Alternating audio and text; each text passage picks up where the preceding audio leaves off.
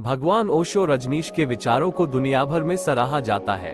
उनकी कहानियां और उनके विचार बड़े ही गजब के और अलग तरह के होते हैं। उन्होंने कई घंटों के प्रवचन दिए हैं जिसके आधार पर अनेकों किताबों का प्रकाशन हो चुका है। उन्होंने हर विषय पर प्रवचन दिया है।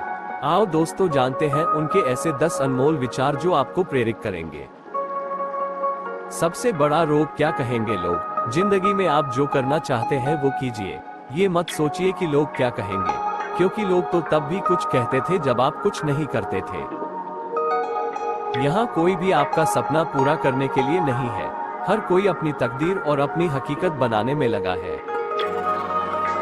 जीवन ही है प्रभु और ना खोजना कहीं। ईश्वर को खोजने से ज्यादा अच्छा है अपने जीवन को सुंदर बनाना। ना भोग ना दमन वरना जागरण, अर्थात ना तो ज्यादा भोग में लिप्त रहना है और ना उसका दमन करना है। जो भी करना है वह जागृत रहकर करोगे तो व्यर्थ स्वत ही छूट जाएगा। कोई चुनाव मत करिए। जीवन को ऐसे अपनाए जैसे वो अपनी समग्रता में है।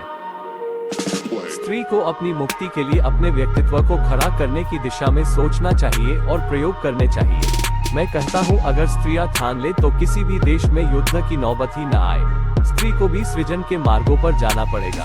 उसे भी निर्माण की दिशाएं खोजनी पड़ेगी।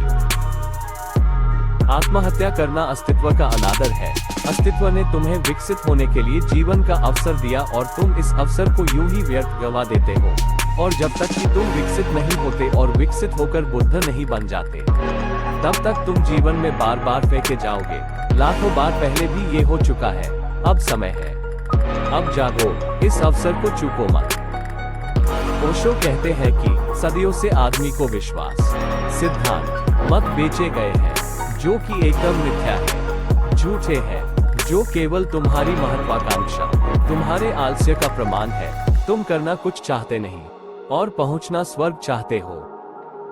ओशो कहते हैं कि धर्म या विज्ञान के रेडीमेड सत्यों से काम नहीं चलेगा।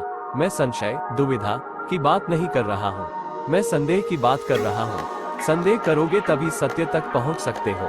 श्रद्धा और विश्वास बांधते हैं, संदेह मुक्त करता है। किसी से किसी भी तरह की प्रतिस्पर्धा की आवश्यकता नहीं है। आप स्वयं में जैसे हैं एकदम सही है। खुद को स्वीकारिए।